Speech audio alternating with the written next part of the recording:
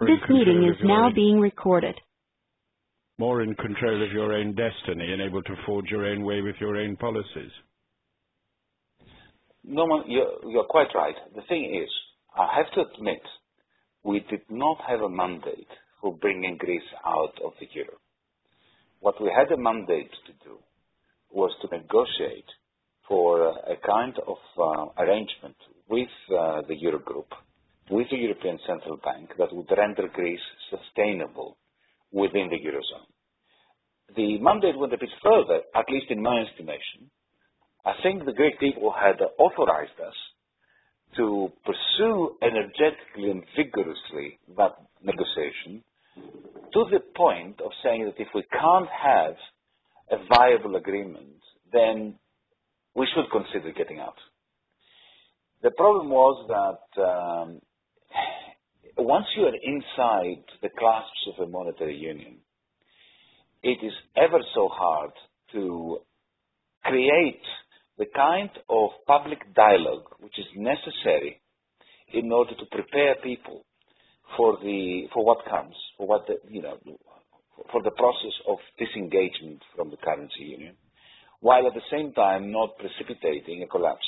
It's a little bit like, imagine if you had to prepare a population, an electorate, for a devaluation, a very large devaluation, 12 months before it takes place, through dialogue. You can understand that this is an impossibility. We don't have a currency which we can devalue vis-à-vis the euro. We have the euro. And what I keep telling people is that in our estimation, it would have taken 12 months. But I think that Norman's got a point, if I may say so, Yanis, because you obviously didn't have a plan B, and that did rather weaken your negotiating argument, because the others were absolutely scared of you leaving, and yet you said, don't worry, we're not going to leave. I think, though, that just in the last couple of weeks, you yourself did start to think about a plan B, and I think you even gave some inkling of that in your interview with the New Statesman, where there was a vote in the inner cabinet in Athens after the referendum, and you were in favour of trying to prosecute a plan B, and you were outvoted. Do you think there's still a chance, if everything goes badly, that there may well be a plan B, and that the Grexit, which nobody wants in Greece, I understand that, but do you think it may still come about, even though it's something for which you are unprepared? Oh, absolutely, absolutely. I think that this agreement is not viable, and Dr. Wolfgang Schäuble, the German finance minister, is hell-bent on effecting a Grexit. So nothing is over. But let me be very specific and very precise on this. The Prime Minister, before he became Prime Minister, and before we won the election in January, had given me the green light to come up with a Plan B. And I assembled a very able team, a small team as it had to be, because that had to be kept completely under wraps for obvious reasons. And we've been working since the end of December, beginning of January, on creating one. But let me give you, if you are interested, some of the political and institutional impediments that made it hard for us to complete the work, and indeed to activate it. The work was more or less complete. We did have a plan B, but the difficulty was to go from the 5 people who were planning it to the 1,000 people that would have to implement it. For that, I had to receive another authorization, which never came. But let me give you an example. We were planning along a number of fronts. I'll just mention one.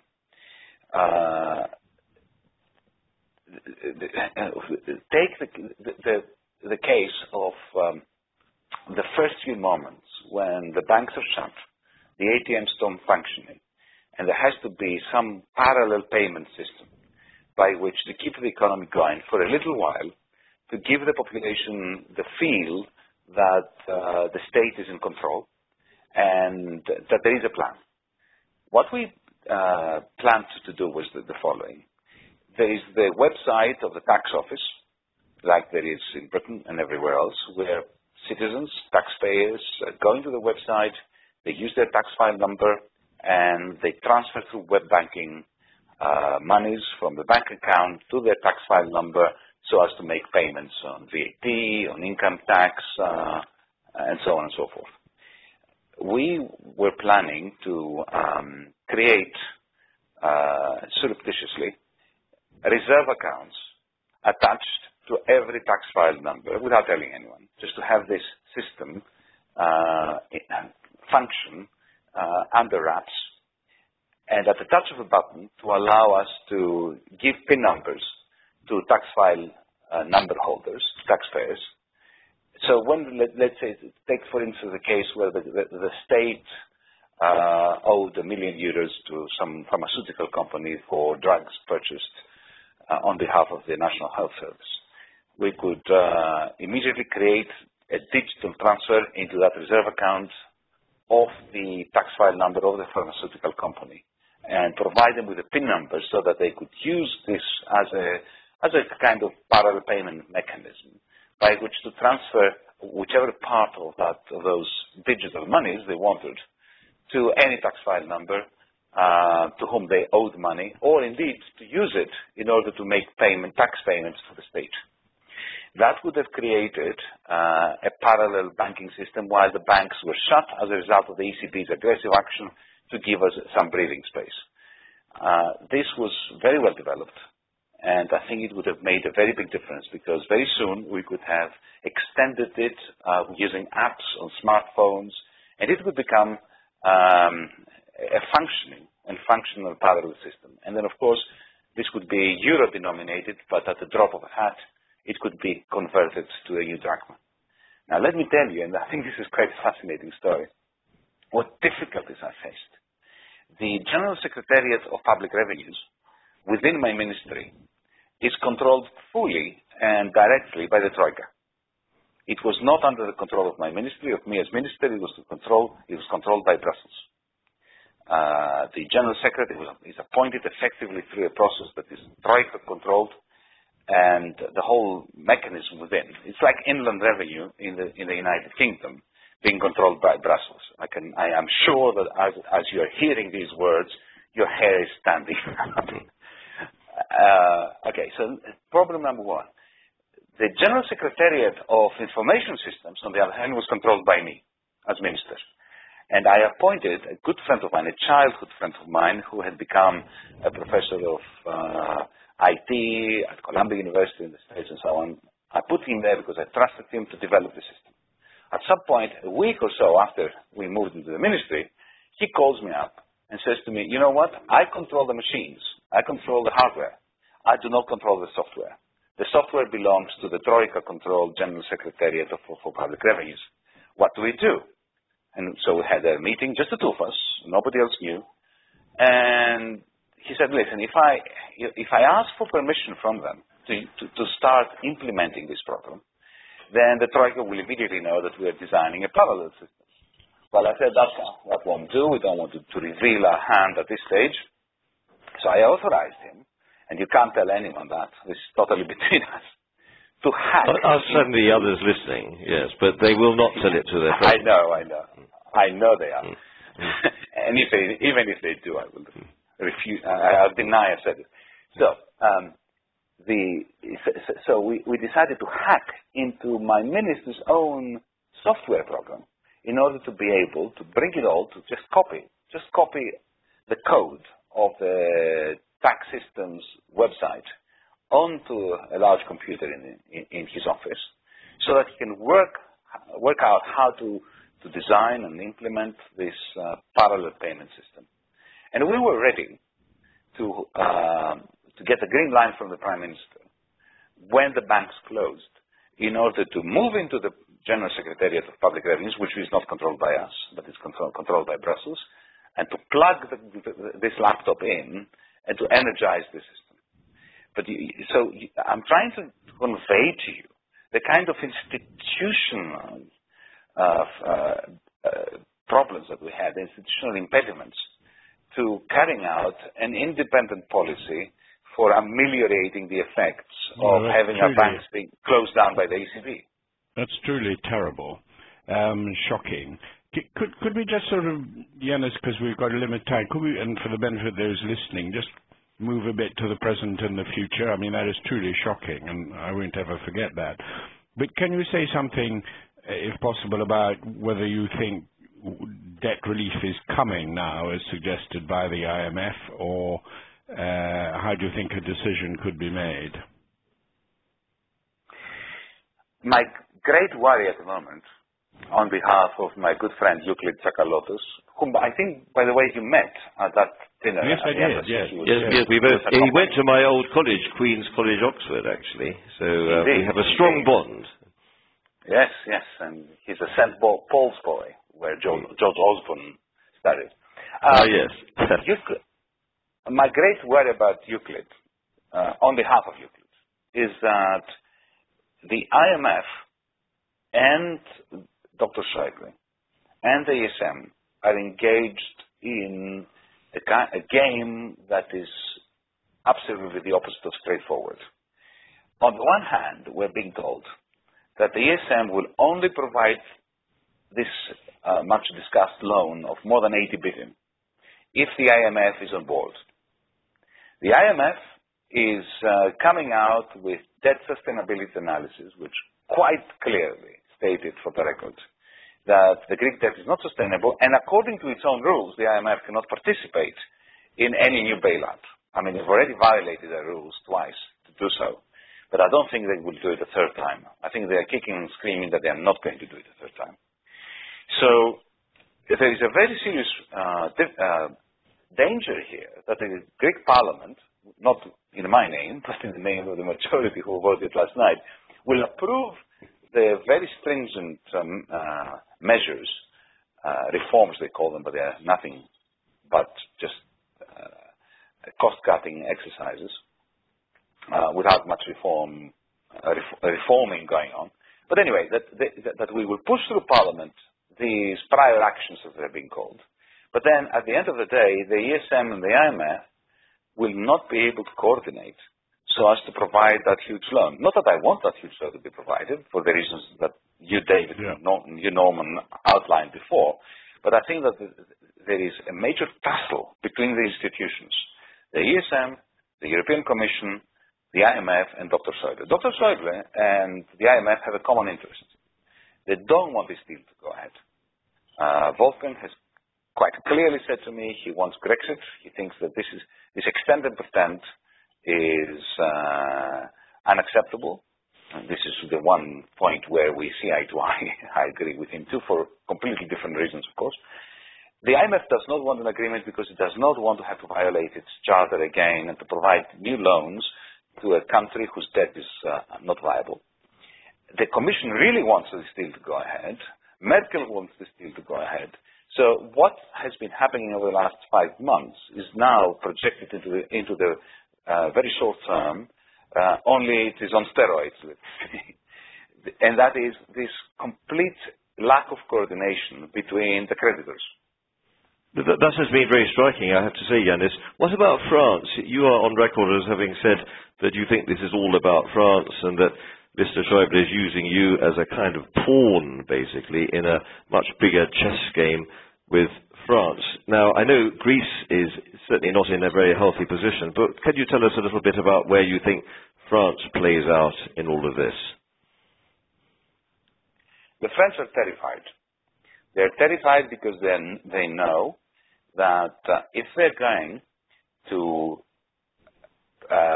shrink their budget deficit to the levels that Berlin demands, the Parisian government will certainly fall. There is no way that they can politically handle the kind of austerity which is demanded of them by Berlin. And when I say by Berlin, I mean by Berlin. I don't mean Brussels, I mean Berlin. So they are trying to buy time. This is what they've been doing now, as you know, for a couple of years. They've been trying to buy time in terms of an extension of the time period during which they will have to reduce their deficit to below 3.5%, 3%, the Maastricht criteria, the Stability and Growth Pact. At the very same time, Wolfgang Schäuble has a plan.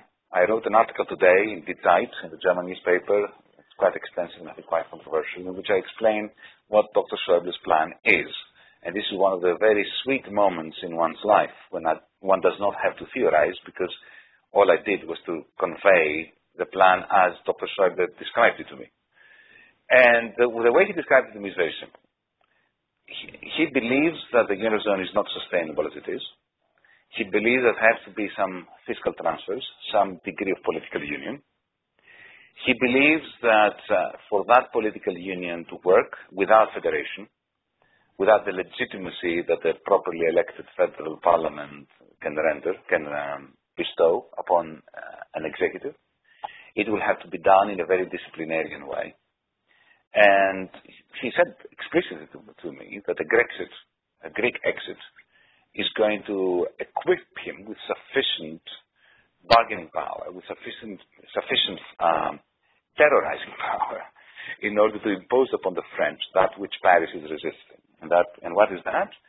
A degree of a transfer of budget-making powers from Paris to Brussels. Well, this is really fascinating stuff. As Norman said, we are slightly running out of time, but we've been allowed by the controllers of Radio Omphif to go on for another 5 minutes. So, Norman, shall we have two last questions, one from you and one from me? Norman. Well, I just wondered, are you in any way, I'm not sort of suggesting you should be, but I'm just interested in your view about the role of the ECB in this. I read there's a lot of criticism in Greece of the ECB and a feeling that the ECB had acted in a political way, whereas my own instinct would be that Mario Draghi would lean over backwards not to be political, although at times he would have to make decisions that obviously would have political effects. I think that both perspectives are completely spot on. You're right. Mario Draghi has handled himself as well as he could, and he tried to stay out of this mire, the political mire, impressively. I've always held him in high regard. I hold him in even higher regard now, having experienced him over the last 6 months. Having said that, the European Central Bank is set up in such a way that it is so it is impossible not to be political. Don't forget that the ECB, the Central Bank of Greece, because that's what the ECB is the Central Bank of all of our member states. The Central Bank of Greece is a creditor of the Greek state.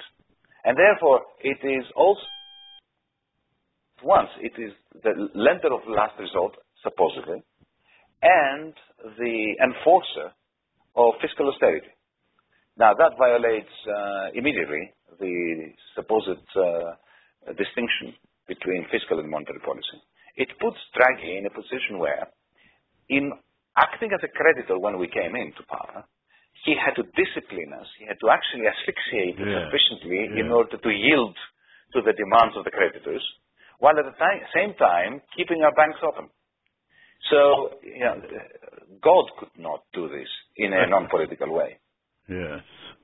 He's going to be turning on the taps, I think. Now, there's some talk that somehow you will be benefiting from quantitative easing once the loans are repaid on Monday. That's one question to you, Yanis, just in the final couple of minutes. The second question I've got for you is, what kind of a role are you going to be playing? Are you going to be in any political position now?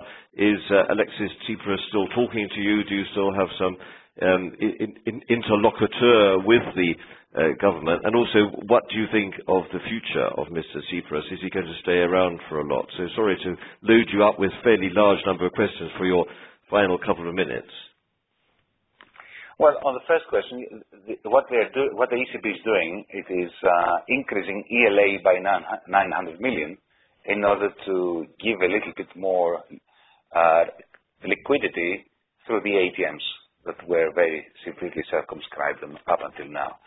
The question of quantitative easing is, I think, crucial. If Greece does not get onto the bandwagon of quantitative easing over the next few months, then that's it. There's absolutely no way that Greece can stay in the Eurozone. But for this to be meaningful, they have to have, firstly, they need to restructure the Greek debt. The idea of the German government that we will first have to successfully complete a program that cannot be completed successfully, and then we're going to have debt restructuring, effectively annuls the whole idea of quantitative easing. On the question of my relationship with Alexis, look, I have a very strong personal relationship with him. There's a good friendship there. Let me give you an example. Yesterday, I voted against him. I crossed the floor. It was very painful for me. I could see that he was very upset by that. We met afterwards. He was sitting down. I was passing by him. He extended his arm very warmly. I sort of went towards him, and we hugged and kissed even. So there is this. But at the same time, at the moment, what I'm experiencing, David and Norman, is this, I've become the traitor of the party. You know how it is when you cross the floor suddenly. And you cross the floor not because you've shifted, but because everybody else has shifted. They've undergone a mutation. Suddenly they have adopted the language that I've been countering for the last 6 years with them. But now they have adopted it. And so that I'm not sure what kind of relationship we're going to have. Up until yesterday, Alexis was very keen to say to me that he will definitely need me. He offered me another ministry only a few days ago. I said no, because I don't care about having a ministry. What I care about is a sustainable Greek debt, a sustainable Greek economy. What we're doing now is, whatever the reasons are, but the measures we introduced yesterday through Parliament will choke the Greek private sector, and a private sector that has already suffered so massively over the last 5 years. I'm going to stay in Parliament. I really love being a backbencher. I have only been a backbencher for a week. It's great. It gives me the opportunity to speak out and to write and to visit friends outside of Greece. And I hope to see you soon in London. Well, we hope that very much. That's been a very good postscript. I would just like to say thank you both to Lord Lamont and to Yanis Varoufakis. I'm sorry that there were a few technical hitches at the beginning. That was actually because our system was rather overloaded by the number of callers. When you came here in London, Yanis, in February, there were about 20. In fact, we had 84 people on the line from all over the world. I do have to say also that you did say one or two things which were slightly sensitive regarding various episodes when you were a minister. So I'd just like to say to everybody that none of this information that you've been hearing here should be used, firstly, to make any trades of any sort in any way, but also please do not pass this on to other people. This is a private conversation under the famous Chatham House rule, and the idea is that you hear firsthand from Yanis Varoufakis and also from Norman Lamont about their experiences, but this is not a public broadcast. This is not the BBC. So I'd like to say thank you very much for this trust and confidence. I think I speak both for myself and Norman, Yanis, to say that it's a great privilege to speak to a finance minister who may certainly have lost a temporary battle here, but nonetheless remains very philosophical about it all and has a huge depth of political and economic knowledge about the Euro system that not all of your compatriots on the Eurogroup do have. And so we very much enjoyed talking to you. We're absolutely sure this won't be the last time that we have you on the line. We look forward to seeing you either in Athens or in London very soon. And so I'd like to say, on behalf of David Marsh, Norman Lamont and Yanis Varoufakis, goodbye from Omphif, and we look forward to having you tune in again before too long. So thank you very much, all of you, for listening. Thank you, Yanis. Thank you, Norman, for being part of this call. Goodbye from London. Bye, Yanis. Bye-bye. Thank you very much.